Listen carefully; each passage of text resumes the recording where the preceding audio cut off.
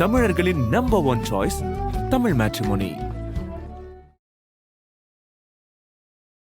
தென்மேற்கு மூலையில நம்ம என்ன விஷயங்கள் எல்லாம் செய்யக்கூடாது சார்? தென்மேற்குல செப்டிக் டேங்க் போட்டுட்டாங்களோ அந்த வீட்டு பெண்கள் அவ்வளவா சிறப்பாக இல்லை. 10ல சனி இருந்தா மார்க் மை வேர்ட்ஸ், மந்திரிக்கு சமமாக நீங்கள் அரசாளுவீர்கள். பிசினஸ் மட்டும்தான் பண்ணுவீங்க. பிஸ்னஸ் சூப்பரா இருக்கணும் அப்படின்னா தென்கிழக்குல தெற்கு தெருக்குத்து யாருக்கெல்லாம் இருக்கோ அவங்க வீடுலாம் பிஸ்னஸ்ல கோடீஸ்வர யோகம். தென்கிழக்கு கிழக்கு பாதிப்பு யார் வீட்டில் இருக்கிறதோ அந்த வீட்டில் சூசைட் நடக்குமா? நான் ஓப்பனா ஒரு விஷயம் சொல்றேன். வீட்டை சுத்தி மரம் செடிகள் எல்லாமே வச்சிருக்கோம், பறவைகள் வந்துட்டு போகுது அப்படின்னா வாஸ்துக்கு அந்த இடத்துல வேலையே இல்லை அப்படின்னு சொல்றாங்களே, இது உண்மையா சார்? 100% உண்மைமா. இது மாதிரி எல்லாருமே வாழ்ந்துட்டா எனக்கெல்லாம் வேலையே இல்லைல்ல.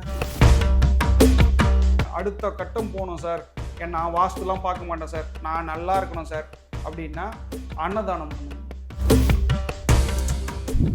ஆதன் ஆன்மீகம் நேயர்களுக்கு வணக்கம். நம்மளுடைய சேனல்ல வாஸ்து சம்பந்தமா ரொம்ப நாட்களா நிறைய விஷயங்களை தொடர்ந்து மக்களுக்காக சொல்லிட்டு இருக்காங்க வாஸ்து நிபுணர் ஜெயபிரகாஷ் சார் அவர்கள். வணக்கம் சார். வணக்கம்மா. ஸ்ரீமதே விஷ்ணு சித்தாரே மனோநந்தன ஏதுவே நந்த நந்தன சுந்தரியே கோதாய நித்திய மங்கலம். சார், ஒரு வீட்டில் பார்த்தீங்கன்னா தென் பகுதி அப்படின்றதுமே ரொம்ப முக்கியமாக சொல்லப்படுது. இந்த தென்மேற்கு மூலையில் நம்ம என்ன விஷயங்கள் எல்லாம் செய்யக்கூடாது சார்? தென்மேற்கு என்பது கன்னி மூலை, தென்மேற்கு என்பது குபேர மூலை, தென்மேற்கு என்பது நைருதி மூலைமா. அந்த தென்மேற்கு என்பது மாஸ்டர் பெட்ரூம், அது கணவன் மனைவிக்கு உண்டான படுக்கை அறை. அங்கதான் நம்ம வடக்கு பார்த்தோ கிழக்கு பார்த்தோ நம்ம மரபீரோ வைத்துக் கொள்வது சால சிறந்தது. பணம் சம்பந்தப்பட்ட இடமும் தென்மேற்கு தான். தென்மேற்கு என்பது ராகு, தென்மேற்கு என்பது நம்மளுடைய நரம்பு மண்டலம். யாருக்கெல்லாம் தென்மேற்கு ஸ்ட்ராங்கா இருக்கோ அவங்களாம் ரியல் எஸ்டேட் தொழிலில் கொடி கட்டி பிறப்பாங்க. இது வரைக்கும் யாருன்னா சொன்னாங்களான்னு தெரியல, நான் சொல்றேன். தென்மேற்கு ராகுமா, ராகு ஸ்ட்ராங்கா இருந்தால் அவன் ரியல் எஸ்டேட்ல கொடி கட்டி பிறப்பான். யார் வீட்டிலலாம் தென்மேற்குல செப்டிக் டேங்க் போட்டுட்டாங்களோ அந்த வீட்டு பெண்கள் அவ்வளவா சிறப்பாக இல்லை. அதாவது என்னன்னா அவங்க குடும்பத்தில் சண்டை சச்சரவுகள் இருக்கும்.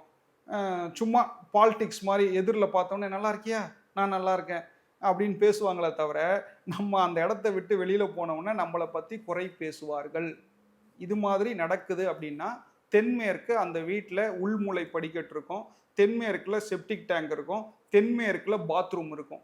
இது மாதிரியான விஷயங்கள் இருந்தால் மட்டும்தான் நம்மளுடைய ரிலேஷன்ஸ் டேர்ம்ஸ் சரி இருக்காதுமா. நம்மளை மூஞ்சிக்கு நேராக பார்த்த உடனே நல்லா இருக்கியா ராஜா கண்ணுன்னு பேசுவான். நம்ம அப்படி போனதுக்கு அப்புறம் தருதலை உருப்படாது, இது மாதிரி அவச்சொல் வருது அப்படின்னா நம்ம வீட்டில் தென்மேற்கு ப்ராப்ளம். Okay sir. சார், இப்போ நீங்கள் சொன்னீங்க தென்மேற்கில் நம்ம மர பீரோ வச்சோன்னா ரியல் எஸ்டேட்டில் பணக்காரர் ஆகலாம். மர பீரோவில் தென்மேற்குலாம் யாருக்கு ஸ்ட்ராங்காக இருக்கோ, தென்மேற்கு என்பது ராகு, யாருக்கு ஸ்ட்ராங்காக இருக்கோ அவங்கெல்லாம் ரியல் எஸ்டேட்டில் கொடி கட்டி பறப்பாங்க. Okay sir. ஒரு வீட்டோட இந்த அமைப்பு இப்படி இருந்தால் இவங்க பிஸ்னஸை தைரியமாக எடுத்து செய்யலாம். இல்லை அமைப்பு தப்பாக இருக்குது, நீங்கள் தயவு செஞ்சு பிஸ்னஸை தொடாதீங்க, உங்களுக்கு வேலை தான் சரியாக வரும் அப்படின்னு சொல்ல முடியுமா? ஷூராக சொல்லலாம். அது எப்படி எங்கள் நேயர்களுக்காக சொல்லிடுங்க. அதாவது என்னன்னா 10ஆம் இடத்துல யாருக்கெல்லாம் நம்ம ஒரு ஜாதக ரீதியா பேசுவோமா, லக்னத்துல இருந்து 10ஆம் அதிபதி சனியாக இருந்தால், 10ல சனி இருந்தா மார்க் மை வேர்ட்ஸ், அது எல்லாருமே என்ன சொல்லுவாங்கன்னா ஜீவன பங்கம்னு சொல்லுவாங்க. ஆனா என்னை பொறுத்த வரைக்கும் என்னுடைய ரிசர்ச்ல ஜீவன பங்கம்லாம் கிடையாது. 10ல சனி இருந்தால் மந்திரிக்கு சமமாக நீங்கள் அரசாளுவீர்கள். அப்போ நீங்க பிஸ்னஸ் மட்டும்தான் பண்ணுவீங்க, வேலைக்கு போக மாட்டீங்க. யார் யார் ஜாதகத்தெல்லாம் எடுத்துங்க, சந்திரன்ல இருந்து 10ல சனியாக இருந்தாலும் சரி, லக்னத்துல இருந்து 10ல சனி யாராக இருந்தாலும் சரி, யார் ஜாதகத்துல 10ல சனி இருந்தாலும் அவங்க பிஸ்னஸ் பண்ணுவாங்க. அங்க சனி இல்லை, வேற ஏதாவது கிரகங்கள் இருக்கு, அதை சனி பாக்குது அப்படின்னா மட்டும்தான் அவங்க அடிமை தொழில் பண்ணுவாங்க. இந்த டிசிஎஸ்ல போகிறது, இஎம்ஐ கட்ட வாழ்க்கை, இது மாதிரியான வாழ்க்கை வாழ்பவர்கள் எல்லோருமே 10ல சனி இருக்காது. 10ல சனி இருந்தால் அவன் டாப் மோஸ்ட் பொசிஷன்ல இருப்பாங்க. இவ்வளவுதான் விஷயம். வாஸ்துவாக இருந்தால் யார் வீடெல்லாம் வடகிழக்கு தவறாக இருக்கிறதோ யார் வீடெல்லாம் வந்து தென்மேற்கு தவறாக இருக்கிறதோ அவர்கள் எல்லோருமே வந்து அடிமை தொழில் தான் செய்வார்கள். பிஸ்னஸ் பண்ண மாட்டாங்க. பிஸ்னஸ் வந்து சூப்பராக இருக்கணும் அப்படின்னா நான் ஓப்பனாக வாஸ்துவில் சொல்கிறேன், தென்கிழக்கில் தெற்கு தெருக்குத்து யாருக்கெல்லாம் இருக்கோ அவங்க வீடுலாம் வந்து பிஸ்னஸில் கோடீஸ்வர யோகமா மிகப்பெரிய ஆளாக இருப்பாங்க. அதே மாதிரி வடமேற்கு மேற்கு தெருக்குத்தாக இருந்தால் அவங்க எல்லாருமே வீட்டில் இருக்கிறவங்க ஒரு 2-3 பேராவது வெளிநாட்டில் இருப்பாங்க. வெளிநாட்டு பணம் கொட்டும் துட்டு. வடமேற்கு மேற்கு தெருக்குத்தாக இருந்தால், அல்லது தென்கிழக்கில் தெற்கு தெருக்குத்தாக இருந்தால் அவங்க பிஸ்னஸில் மிகப்பெரிய ஜாம்பவானா இருப்பாங்கம்மா. இது வாஸ்து ரீதியா. சார் இதெல்லாம் இருக்கு, ஆனால் எனக்கு வடகிழக்கு கெட்டு போச்சு, வடக்கு வீடு மூடி இருக்கு அப்படின்னா என்ன பண்ண முடியும்? திரும்பவும் 0 தான் இருப்பாங்க. வடக்கு அதாவது நம்மளுடைய நிலை வாசல் தான் ரொம்ப முக்கியம் எல்லாத்துலேயுமே. வாசல் முக்கியம். இப்போ வடக்கு மூடப்பட்ட வீடாக இருந்தால் தென்கிழக்கு தெற்கு தெருக்குத்து நல்ல தெருக்குத்துலாம் இருக்கு சார், ஆனால் வந்து எனக்கு வடக்கு மூடி இருக்கு சார் அப்படின்னா அவங்க பிஸ்னஸில் அடிபடுவாங்க. அதனால தான் வந்து 24/7 வந்து வடக்கும் கிழக்கும் வந்து ஜன்னல்கள் திறந்தே இருக்க வேண்டும்.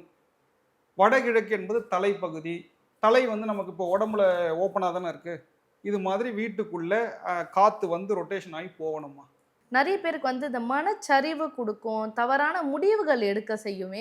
இது எல்லாத்துக்குமும் கூட வாஸ்து வந்து சம்பந்தம் இருக்கா சார்? நிச்சயமா உண்டுமா.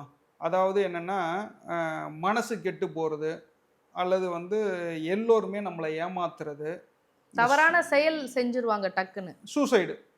இந்த சூசைடான விஷயங்கள் யார் வீட்டிலலாம் வருதோ அவர்கள் எல்லோருமே வந்து தென்கிழக்கு பாதிப்புமா. தென்கிழக்கு கிழக்கு பாதிப்பு யார் வீட்டில் இருக்கிறதோ அந்த வீட்டில் வந்து சூசைட் நடக்குமா. நான் ஓப்பனாக ஒரு விஷயம் சொல்கிறேன். ஆதனில் வந்து நான் எப்பயுமே விளையாட்டாக சொல்கிறது உண்டு. நிறைய பேர் கூட என்கிட்ட கோச்சிக்கிட்டாங்க. யார் வீட்டிலலாம் வந்து கணவன் மனைவி பிரச்சனை வருது அப்படின்னா நான் பெண்களை பெற்ற அம்மாக்கள் காரணம் சொல்லியிருப்போம்மா, சொல்லியிருக்கேன். ஆனால் எந்த வீட்டில் ஒரு பெண் பண்ணிக்கிறாங்களோ அங்கே துர்மரணம் நடக்குதோ அந்த கணவனுடைய அம்மாக்கள் தான் காரணம். இதை எல்லா பெண்களுமே அக்செப்ட் பண்ணுவாங்க பாருங்க. ஏன்னா அந்த பெண்ணோடைய மாமியார் தான் மிகப்பெரிய ரோல் பிளே பண்ணுறாங்க. அவர்களுடைய அந்த தேவையில்லாத பேச்சு, தேவையில்லாத கொடுமை, அந்த திமிருத்தனம், அது வந்து என்ன பண்ணுது அப்படின்னா அந்த பெண்ணை வந்து தவறான முடிவு எடுக்க வைக்கிறது. அப்போது அந்த வீட்டில் தென்கிழக்கில் கிழக்கு பாதிப்பு இருக்குது. அப்போ அவங்க என்ன பண்ணுறாங்க அப்படின்னா தெற்கு சைடில் ஒரு குளம் மாதிரி போடுப்பாங்க. தெற்கு சைடில் யார் வீட்டிலலாம் வந்து ஸ்விம்மிங் பூல் இருக்கோ அவங்க வீட்டிலலாம் வந்து இந்த எண்ணம் வந்து தூண்டப்படும். ஒரு 90% தூண்டப்படும். அதில் கொஞ்சம் ட்ரிகர் ஆச்சுன்னா தான் அவங்க இறந்துருவாங்கம்மா. இது மாதிரியான விஷயங்கள் வந்து மிகப்பெரிய தவறு. யார் வீட்டிலலாம் துர்மரணம் சம்பவிக்குதோ அவங்க எல்லாருமே வந்து மிகப்பெரிய பாவத்தை அந்த குடும்பம் செய்திருக்கிறது. அங்க தென்கிழக்கு கொஞ்சம் கவனிக்கத்தக்க வேண்டியது சால சிறந்தது. சார், நம்ம இயற்கையோட ஒன்றி அமைஞ்சிட்டோம், நம்ம வீட்டை சுற்றி மரம் செடிகள் எல்லாமே வச்சிருக்கோம், பறவைகள் வந்துட்டு போகுது அப்படின்னா வாஸ்துக்கு வந்து அந்த இடத்துல வேலையே இல்லை அப்படின்னு சொல்றாங்களே, இது உண்மையா சார்? 100% உண்மைமா. அப்படியா? ஷோர். இது மாதிரி எல்லாருமே வாழ்ந்துட்டா எனக்கெல்லாம் வேலையே இல்லைல்ல, நான் பாட்டு வேற என்ன பிஸ்னஸ் பண்ணிட்டு இருப்பேன்ல. ஷோர்மா, உண்மையான கேள்வி அது. என்னன்னா நீங்கள் உண்மையாகவே நம்மளுடைய எண்ணம் தான் வாழ்க்கை. எண்ணம் சுத்தமாகிடுச்சுன்னா நம்ம நல்லது பண்ண ஆரம்பிச்சிட்டோம்னா நம்ம வந்து பிரபஞ்சம் இறங்கி வேலை பார்க்கும். 100% இறங்கி நமக்காக வேலை பார்க்கும். நீங்கள் யாரையும் ஏமாற்ற மாட்டேன், அவன் என்னை ஏமாத்தினாலும் நான் ஏமாற்ற மாட்டேன்னு நீங்கள் நினச்சிங்கன்னா, இப்போது நீங்கள் ஒரு உதாரணம் ஒரு விஷயம் சொல்கிறோமா, நீங்கள் 9:10க்கு ஒரு இடத்துல இருக்கணும் அப்படின்னா 9 மணிக்கெலாம் நீங்கள் அங்கே இருந்துட்டீங்க அப்படின்னா பிரபஞ்சம் உங்களுக்காக வேலை பார்க்கும். இல்லை 9:15க்கு போகிறீங்கன்னா யூ ஆர் அன்ஃபிட்டு. யாரையும் ஏமாற்றக்கூடாது, வன்மம் பாராட்டக்கூடாது, கிரட்ஜ் இருக்கக்கூடாது. இப்போது ஒரு பணத்தை கொடுக்குறேன்னு முடிவு பண்ணிட்டா பணத்தை கொடுத்துடணும். இல்லை அவன் தள்ளுபடி பண்ணுவானா, இல்லை அவனை ஏமாற்றலாமா, இல்லை அவனை சும்மா சீண்டி பார்க்கலாமான்னு நினச்சோம்னா நம்ம ஃபினிஷ். இப்போது நீங்கள் நல்ல எண்ணத்தோடு நம்ம செயல்படுறோன்னு வச்சிங்களேன், நமக்கு நல்ல வீடு கிடச்சிரும், நல்ல மனைவி கிடச்சிருவாங்க, நல்ல குழந்தைகள் கிடச்சிருவாங்க. அப்போது நம்ம நல்ல வீட்டுக்கு தான் போவோமே. அந்த வீடு வந்து பக்காவான தெருக்கூத்தா இருக்கும். வடகிழக்கு கிழக்கு தெருக்கூத்தா இருக்கும், வடகிழக்கு வடக்கு தெருக்கூத்தா இருக்கும், வடமேற்கு மேற்கு தெருக்கூத்தா இருக்கும், அல்லது தென்கிழக்கு தெற்கு தெருக்கூத்தா இருக்கும். இது மாதிரியான வீட்டுக்கு அந்த இயற்கை நம்ம வந்து கூட்டிட்டு போயிடுமா? இப்போ ஓகே. நம்மளை ஏமாத்தணும்னு நினைச்சிட்டோம் அப்படின்னா, நான் உதாரணத்துக்கு சொல்றேன், நான் இப்போ ஏமாத்தணும்னு நினைச்சிட்டேன் அப்படின்னா, அடிச்சு ஒழிச்சு எடுத்துரும். இதுல இன்னொரு விஷயம் சொல்றேன். யாரெல்லாம் வந்து குயிக்கா மணி பண்ணணும்னு நினைக்கிறாங்களோ, அவங்க எல்லாருமே ஃபினிஷ். ம். அது என்னன்னு நீங்க கேட்டீங்கன்னா, ஷேர் மார்க்கெட்டு. ஷேர் மார்க்கெட்ல ஈக்விட்டி விளையாடலாம். யாரெல்லாம் ஷேர் மார்க்கெட்ல ஃபியூச்சர் அண்ட் ஆப்ஷன் விளையாடுறானோ, பேங்க் நிஃப்டி விளையாடுறானோ, நிஃப்டி 50 விளையாடுறானோ, அது வந்து நம்ம கொடைக்கானல்ல சொல்லுவோம்லம்மா, டெவில்ஸ் கிச்சன், குணா குகை, அது மாதிரி ஃபியூச்சர் அண்ட் ஆப்ஷன். அந்த இடத்துல நம்ம உள்ள நுழைகின்ற பொழுது நம்மளுடைய பணத்தை நாம் இழக்கிறோம். யாரோடைய இழப்போ தான் நமக்கு அந்த பணம் வந்து பன்மடங்கு கிடைக்கும். நம்ம பணம் இழந்தாதான் இன்னொருத்தவனுக்கு பணம் கிடைக்கும். அப்போது வட்டி, ஃபியூச்சர் அண்ட் ஆப்ஷன்ஸு, இது மாதிரியான விளையாட்டுகள் நாம் விளையாடுறது, ரம்மி, இது மாதிரிலாம் விளையாடணும் அப்படின்னா நம்மளை நடுத்தெருவில் நிறுத்திவிடும். நீங்கள் எவ்வளோ பெரிய நல்லவர்களாக இருந்தாலும் சரி, நம்மளை காலி பண்ணிடுமா. Okay sir. இல்லை நம்ம அடுத்த கட்டம் போகணும். சூப்பர் கேள்வி கேட்டீங்க. அடுத்த கட்டம் போகணும் சார். நான் வாஸ்துலாம் பார்க்க மாட்டேன் சார். நான் நல்லா இருக்கணும் சார். நான் சூப்பராக இருக்கணும். எனக்கு வந்து உச்ச வாசல்லாம் தெரியாது சார். நான் அதை தெரிஞ்சுக்கவும் விரும்பலை சார் அப்படின்னா அன்னதானம் பண்ணுங்கம்மா. அன்னதானம் தான் அல்டிமேட்டு. அன்னதானத்துக்கு ஒரு நிகரான பரிகாரம்ன்றது இந்த உலகத்திலேயே கிடையாது. ஒரு நாளைக்கு ஒருத்தருக்காவது சோறு போட்டுருங்க.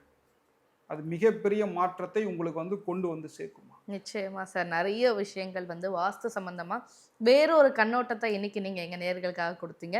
தொடர்ந்து நம்ம ஆதன் ஆன்மீகம்ல நீங்க பயணிக்கணும்னு கேட்டுக்கிறோம் சார். ரொம்ப நன்றி. நிச்சயமா. நிறைவாக ஒரு விஷயம் சார், நான் வந்து அடுத்த கட்டம் போனோம் சார், வாழ்க்கையில வந்து சிறப்பா இருக்கணும் அப்படின்னா நீங்க வந்து தரிசிக்க வேண்டிய ஒரு மிகப்பெரிய ஸ்தலம் அப்படின்னா மதுரை மீனாட்சி தான் சார். மீனாட்சி சுந்தரேஸ்வரரை பிடித்து கொள்வது நீங்கள் அடுத்த கட்டத்தை நோக்கி பயணப்படுவீர்கள். ஆடி ஆடி அகம் கரைந்து இசை பாடி பாடி கண்ணீர் மல்கி எங்கும் நாடி நாடி நரசிங்கா வென்று வாடி வாடும் இவ்வாணுதலே. நன்றி, வணக்கம். Thank you sir.